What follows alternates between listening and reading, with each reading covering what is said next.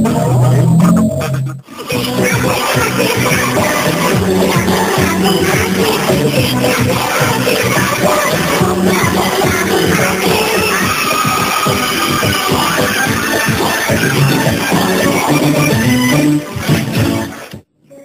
warahmatullahi wabarakatuh. Jumpa lagi bersama saya Limis Nafatra dalam Cakrawala edisi hari ini. Menabung diajarkan sejak dulu oleh orang tua kita. Ya, selain mengajarkan untuk hidup hemat, dengan menabung, uang aman tersimpan, bahkan bisa mendapatkan untung. Tapi boro-boro aman tersimpan, apalagi mendapatkan untung. Seorang nasabah bank kini memperkarakan sebuah bank karena uangnya berkurang. Yang tambah bikin ia jengkel, pihak bank memberikan rekaman CCTV yang seolah-olah penarikan di ATM itu sah.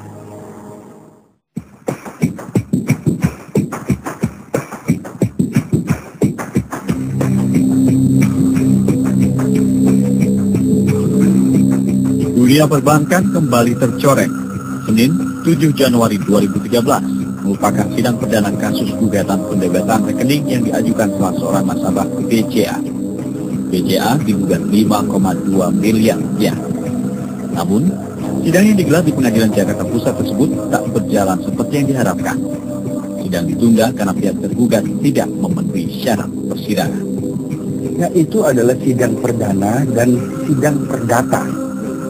Nah, lalu BCA diwakili oleh bagian legalnya, tapi karena bagian legalnya tidak bawa surat kuasa, bahkan name tag-nya pun katanya ketinggalan, maka dianggap tidak hadir. Nanti akan dipanggil dengan panggilan kedua. Sidang dilakukan hari ini kami sangat prihatin melihat, karena kuasa hukum yang mengatur kuasa hukum daripada BCA bagian legalnya tidak ada membawa surat kuasa. Kedua, tidak membawa identitas dia sebagai bagian legalnya atau name tag-nya, hanya membawa KTP. Ini perlu pembelajaran. Seyogianya lembaga-lembaga swasta atau siapapun yang datang ke persidangan harus mempunyai kualitas. Makanya gugatan yang dilayangkan Kemala Atmojo berawal dari kekecewaannya terhadap BCA. Kemala yang telah menjadi nasabah BCA selama lebih dari 13 tahun, tiba-tiba mendapati rekeningnya didebet tanpa persetujuan darinya. Jadi kronologinya adalah saya mengambil uang, rencananya mengambil uang dari satu ATM 5543 yang kita ketahui ya, kita ambil uang. Kemudian ada tulisan mohon maaf ATM tidak dapat melayani penggunaannya. Lalu saya cabut uangnya, saya pindah ke ATM sebelah. Pecahannya sama, ini 50 ribuan, yang ATM sebelahnya 50 ribuan. Lalu saya ngambil uang dari ATM itu, berhasil, ya kan? Sehingga, dan itulah yang ada di buku saya. Jadi ini memang gagal. Satu hari itu transaksi inilah yang berhasil, tidak ada dua kali, ya kan? 10 hari kemudian, tanggal 23 Agustus, tiba-tiba BCA mendebet lagi uang saya. Nah, ketika saya tahu didebet, karena saya pemilik rekening bisnis, saya telepon, halo BCA, ini pendebetan atas apa? Pada saat itulah diakui bahwa oh iya Pak, sebenarnya transaksi yang pertama itu gagal. Tak hanya lewat telepon, Kemala bahkan mendatangi kantor cabang BCA untuk mengkonfirmasi perihal pendebetan. Namun lagi-lagi yang didapat jawaban tak memuaskan. Saya sudah datang sendiri ke BCA Kuningan, di mana saya membuka rekening. Di sana pun diakui. Jadi waktu saya ke sana, saya tunggu di ruang tamu, ya kan? Saya bilang, begini aja, saya kan sudah ada di sini nih, ya kan? Coba Anda pergi ke sistem Anda print apa yang terjadi, lalu kasih lihat omongan saya ini bener apa salah. Lalu pergi beneran, petugas itu namanya Lia, pergi beneran ke komputernya atau ke sistemnya, dia print, kemudian balik lagi ke saya. Lalu saya tanya, apa yang terjadi? Apa saya bohong atau bagaimana? Diakui, oh iya Pak, betul Pak, seperti Pak bilang. Nanti kita bantu urus. Nah, namun demikian belakangan datanglah surat jawaban dari Halo BCA bahwa tetap katanya 2 ATM ini keluar duit, ya kan? Lah, gimana? Saya jangankan tahu keluar duit, ya kan? Sama sekali tidak tahu. Malah dibilang saya yang ambil. Kan itu namanya penghinaan, itu kan menghina sekali. Merasa terhina dan kecewa, Kemala meminta bukti rekaman CCTV pada saat dirinya melakukan transaksi di ATM. Namun Kemala semakin berang ketika mendapati rekaman CCTV tak seperti yang dialaminya. Kemala meyakini rekaman CCTV yang diberikan padanya adalah hasil rekayasa. Kemudian saya mulanya mau lihat apa yang terjadi di sana. Tiba-tiba saya dikasih gambar, di mana gambar itu tidak mencerminkan ATM yang gagal tadi. Ada ATM yang mulus, bahkan ada struknya. Ya kan, ada struknya, ada di mana gangguannya. Maka saya mengatakan ini bukan gambar saya transaksi yang pertama. Tapi menurut dia ini yang pertama, Pak. Yang gagal tadi, tapi sempurna bener gambarnya. Itu aja udah aneh. Oke, terserah. Ada mau bilang itu yang pertama. Kalau gitu saya mau lihat satu lagi, yang kedua versi Anda. Tentu versi saya yang pertama aslinya, Pak. Wah, nggak bisa, Pak. Nggak bisa sekarang. Itu harus kita lah macam-macam alasan. Jadi nggak bisa. Nanti Bapak akan kita hubungi kapan-kapan. Oke, saya terima aja. Saya pulang. Sampai di rumah saya ditelepon. Oh Pak, rekamannya sudah ada. Kapan Bapak mau lihat? Oh, sebelum saya lihat saya mau tanya. Apakah di rekaman yang kedua itu, versi dia ya, kedua versi saya tentu ya harus yang pertama. Apakah saya ngambil duitnya juga? Iya Pak. Nah kalau gitu saya minta kopinya. Saya minta kopi karena saya sangat yakin bahwa itu pasti salah. Mendapat tuntutan dan tuduhan bertubi-tubi, pihak BCA seperti enggan menanggapi. Tanggapan apa ya? Yang jelas kita akan mengikuti persidangan dan melakukan pembelaan. Sampai saat ini ya itu aja yang bisa kita sampaikan. Dan sekarang kan masih mediasi, baru dimulai mediasi hari ini. Itu semua nanti, itu kan masuk dari pokok materi ya. Nanti mungkin bisa jelasnya nanti aja pas pada waktu jawaban dari kami aja. Itu di situ kami akan jabarkan secara lengkap tadi. Karena ini belum masuk sidang materi, Mbak. Apa yang dialami oleh nasabah bank swasta ini juga dialami oleh nasabah-nasabah bank lainnya.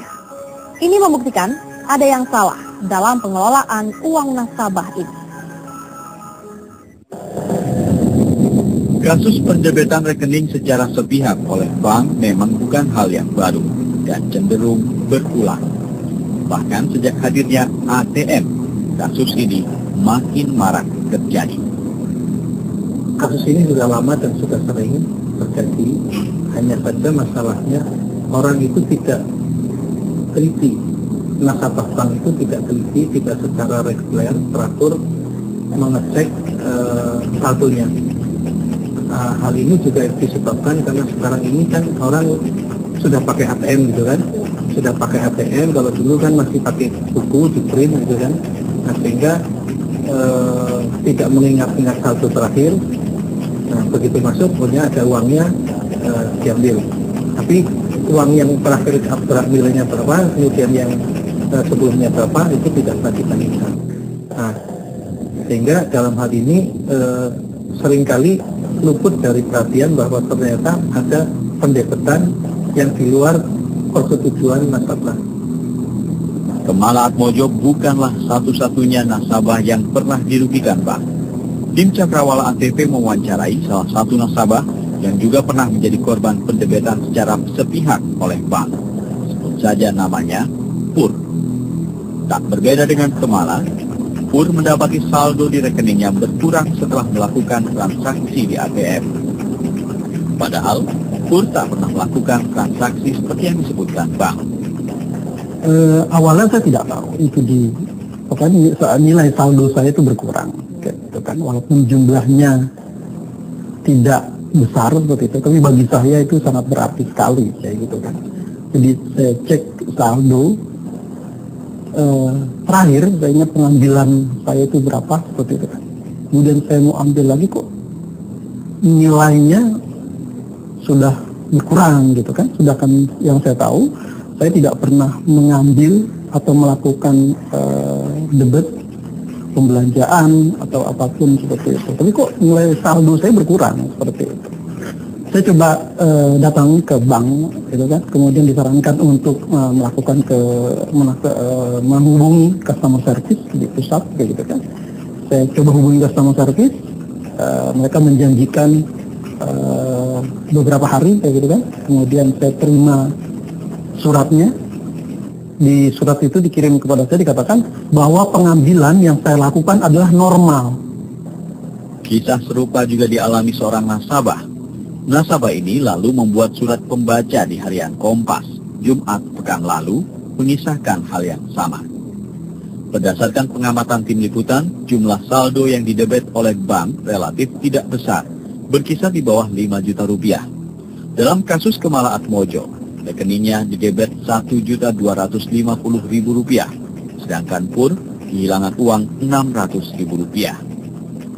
Pendebetan yang dilakukan dalam jumlah kecil oleh pihak bank seringkali luput dari perhatian nasabah. Apalagi kebanyakan nasabah bank di Indonesia jarang melakukan print out saldo.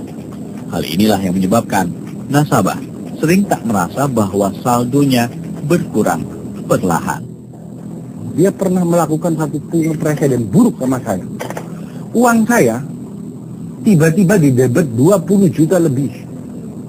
Dengan catatan koreksi nama beda. Dengan asumsi bahwa dia pernah memasukkan uang 20 juta itu, tapi karena salah, maka BCA merasa berkewajiban atau punya hak ngambil lah duit saya 20 juta. Apa yang terjadi? Duit 20 juta itu nggak pernah masuk. Dia main ambil aja. 20 juta yang dia maksudkan itu nggak pernah masuk, sehingga dia merasa punya hak ngambil. Setelah saya protes, karena lagi-lagi saya bisa lihat detail, dikembalikan besoknya. Kalau dia benar, ngapain dia balikin? Cuma minta maaf, dan saya terima. Dan oke lah, katanya kesalahan apalah, petugas, whatever. Saya terima. 20 juta aja saya maafin. Ini yang 1.250.000, andai kan dia minta maaf, dia balikin. Saya nggak ada persoalan. Tapi ketika dia ngotot dan dia kasih saya gambar CCTV, saya benar-benar terhina. Saya marah betul, ini bukan soal duitnya. Duitnya lebih banyak yang 20 juta. Ini 1.250.000, dia kasih saya gambar ngambil uang. Yayasan Lembaga Konsumen Indonesia mencatat banyaknya pengaduan atas kerugian yang diderita nasabah. Jika ini faktanya, otoritas pengawas bank harus mengambil tindakan dan lebih ketat dalam melakukan pengawasan sistem operasi perbankan. Jangan sampai terjadinya kasus-kasus ini merusak kepercayaan nasabah terhadap bank. Sekali lagi, perbankan Indonesia tercoreng. Selama kurun waktu 2012, Yayasan Lembaga Konsumen Indonesia atau YLKI mencatat kasus perbankan sebagai kasus yang paling banyak diadukan konsumen. Dari 620 kasus, 115-nya adalah pengaduan soal perbankan. Memang rata-rata kasus yang diadukan adalah masalah layanan perbankan terkait dengan kartu kredit.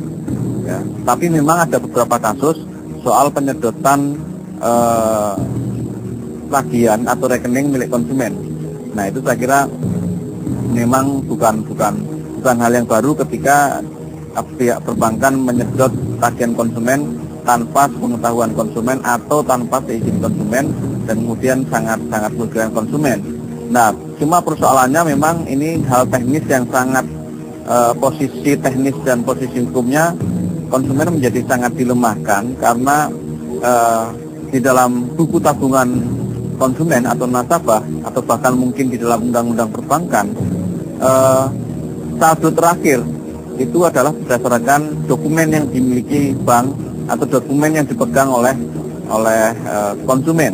Nah, kalau konsumen tidak bisa menunjukkan dokumen berapa saldo terakhir yang dia miliki, ini menjadi hal yang sangat sulit bagi konsumen untuk menuntut. Ketika nasabah memprotes kesalahan bank seringkali justru menyalahkan sistem yang mereka miliki. Padahal kesalahan sistem adalah tanggung jawab bank, bukan nasabah. Kalau dari analisa saya, ada beberapa hal yang mungkin menjadi penyebab dari terjadinya kasus macam ini.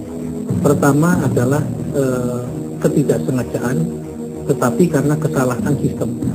Jadi kesalahan sistem yang tidak disengaja, gitu. Kenapa demikian? Mungkin programmingnya salah, gitu kan? Sehingga dia melakukan auto debit, atau kemudian ketidaksengajaan yang dilakukan oleh operator oleh pihak perbankan.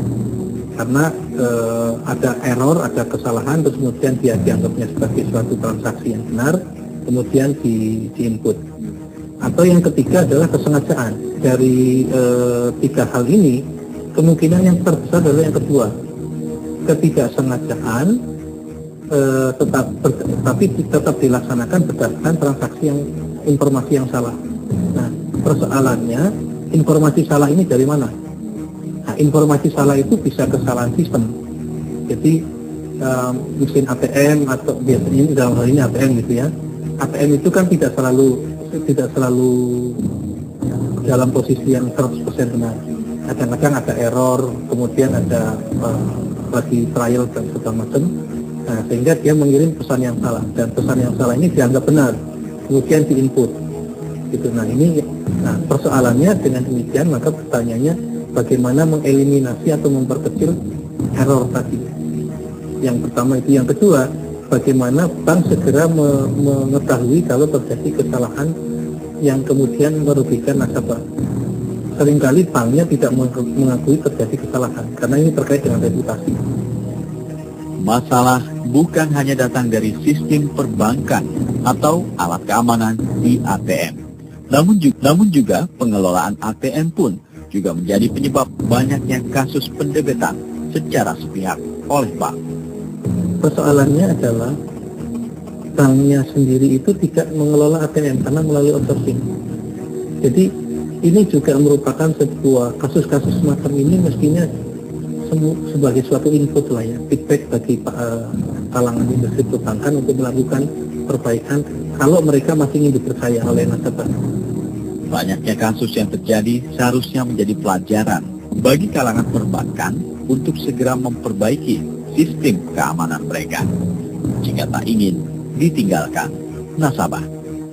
Selain itu, banyak kasus yang terjadi juga membuka mata nasabah untuk selalu waspada dan teliti mengawasi simpanan mereka di bank. Kebanyakan pemilik tabungan menyimpan uang di bank untuk keamanan dan kemudahan transaksi, bukan dengan motif untuk memperoleh bunga. Keuntungan terbesar justru diperoleh oleh pihak perbankan sendiri. Apa jadinya jika kian banyak nasabah yang merasa dirugikan? Tentu pihak bank akan repot membangun kembali citranya jika banyak masyarakat yang tak lagi percaya pada bank. Demikian Cakrawala kali ini.